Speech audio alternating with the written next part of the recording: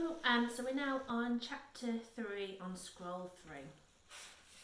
Ostia, the port of Rome, and the town where Flavia lived, was occasionally foggy in the early mornings, and so it was on the morning of Flavia's birthday, 3 days after she had found the magpie's nest.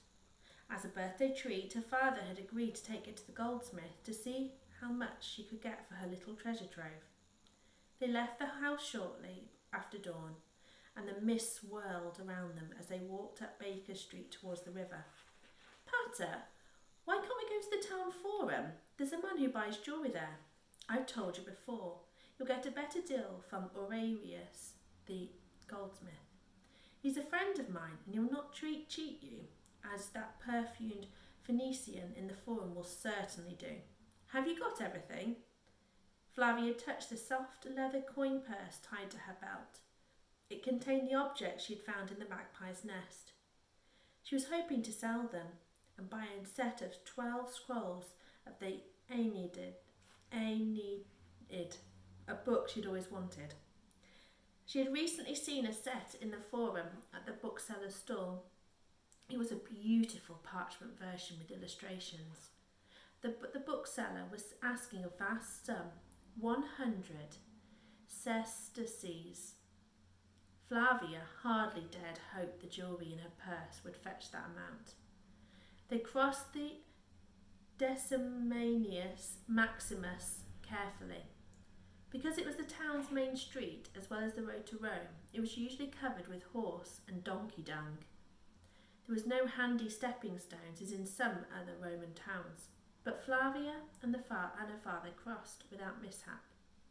They passed the theatre and the forum of the corporations on their left and stopped to press themselves against the wall of a tavern as a mule-drawn cart rattled down the narrow street.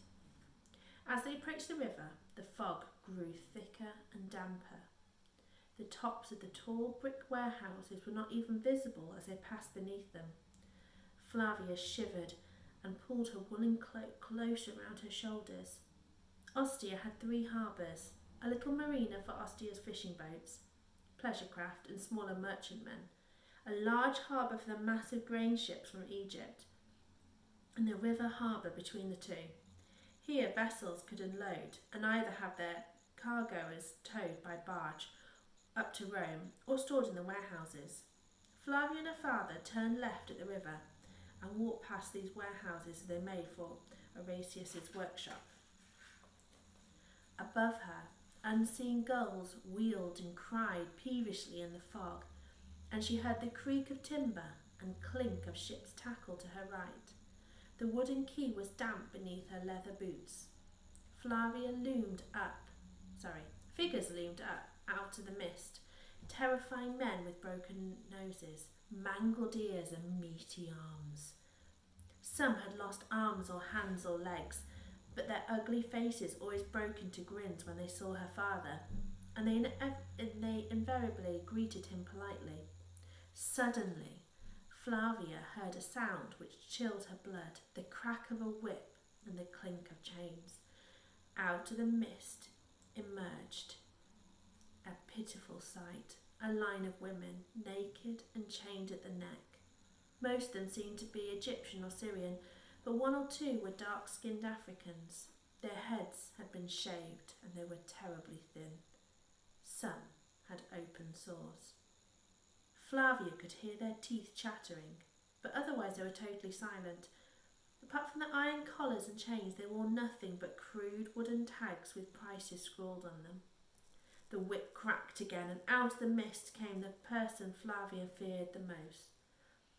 Venelasius, the slave dealer. There were many rumours about Venelasius. The most recent that he had kidnapped a 9-year-old girl named Sapphira and sold her to a Syrian merchant.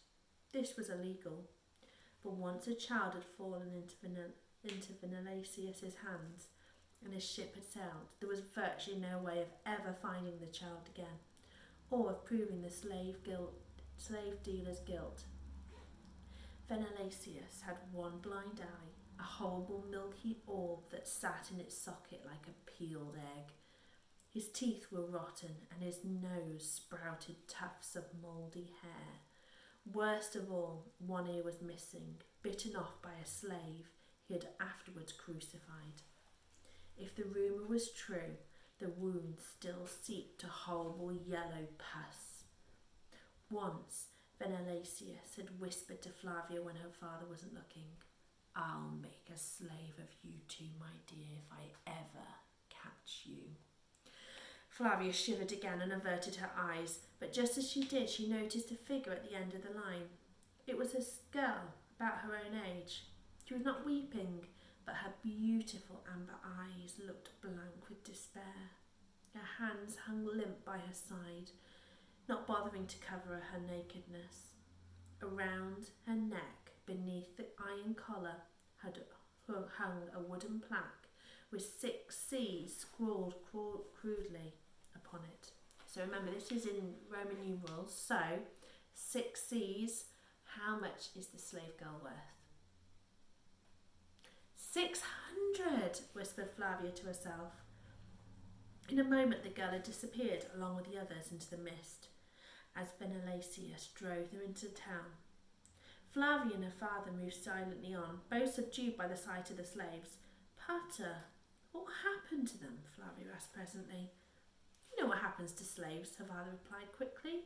"Those women don't look terribly healthy, and unless they speak Latin, they'll end up doing menial work, cleaning, sewing. Perhaps some of them will become cooks if they're lucky.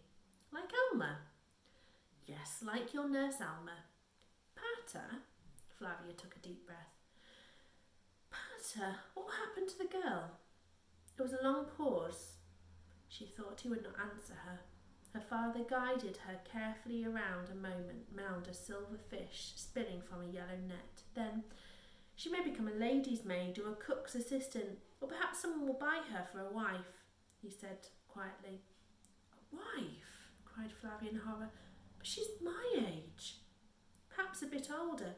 You know that 11 or 12 is not too old for slaves to marry." Flavia said nothing more until they reached Arasius's shop. It was at the end of a row of brick workshops built against one of the large warehouses along the waterfront.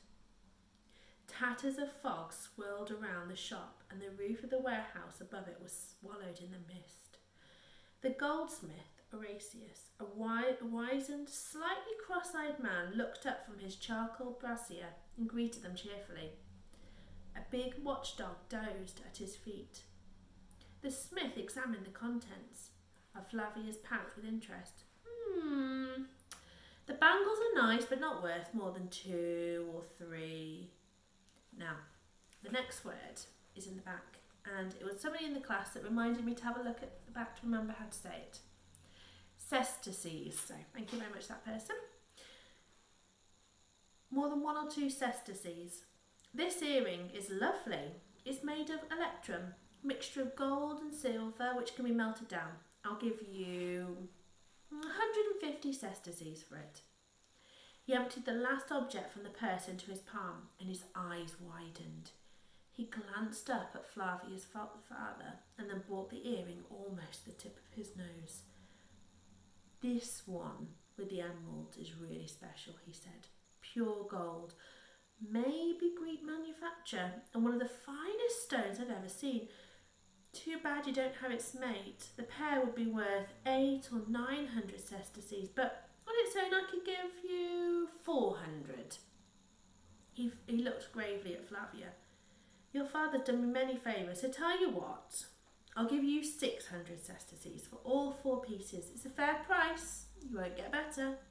"I'll take it," said Flavia immediately, and held out a trembling hand to receive 6 gold coins, each worth 100 cestices. It was an enormous sum. Flavia's heart was pounding as she slipped the coins into her purse. She turned to her father. "Pater, may we go to the forum right away? I know what I want to buy for my birthday." The mist cleared as they made their way to the central town forum, and the soft blue sky promised a perfect day. Flavia walked quickly through the fish market, past fishmongers boasting loudly about their red mullet, sole and squid. She hurried past the fruit sellers who were hawking their pomegranates, melons and peaches, past the jewellery store, the toy store, the pottery store and the clothes store. She did not even glance at the bookstores she passed. As they entered the forum, she walked so fast that her father had to hurry to keep up with her. By the time Flavia Gemina approached the slave store, she was almost running. She looked around anxiously and then let out her breath. Thank goodness she's still there. Wedged between a banker's stall and the public scribes, in the shadow of the temple of Rome and Augustus, with a slightly raised wooden stage, the slave women had been seen earlier stood on this platform, while Menelaus strutted up and down before them, shouting out their virtues. Already a crowd was gathering to look and prod and poke the slaves, who were still completely naked. How can they treat them like that? Like animals, mutters Flavia, untying her coin purse. She began to move forward. Her father's firm hand on her shoulder stopped her short. Let me handle this, he warned. Menelaus might try and take advantage of you. He can smell a serious buyer from half a mile away.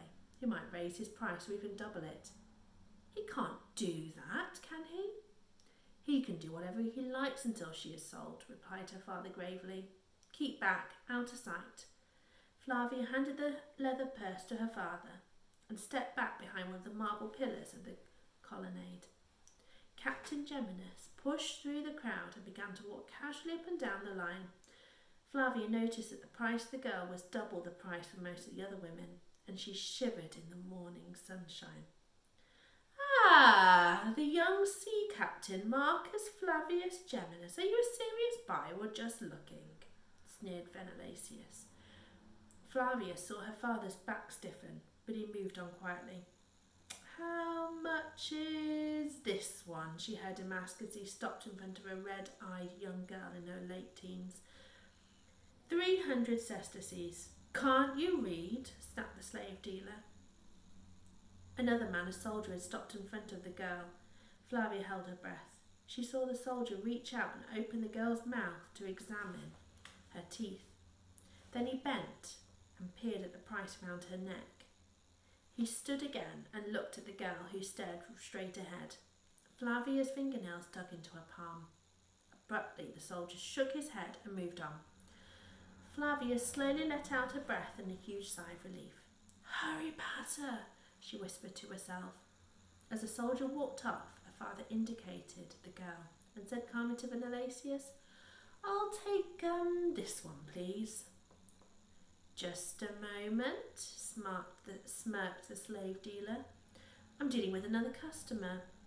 He made a great pretense of helping a fat merchant in a grubby toga who was examining another woman. That slave dealer is torturing me on purpose, thought Flavia to herself. And then, oh please, Castor and Pollux, let me be able to buy her. After what seemed like ages, the fat merchant turned away, making a joke to a friend. The two of them went off laughing. Menelaus turned at last to her father. Yes, Captain Geminus? I'd like to buy this girl, repeated her father. The slave dealer raised his ugly head and seemed to look around the crowded market with his horrid, blind eye.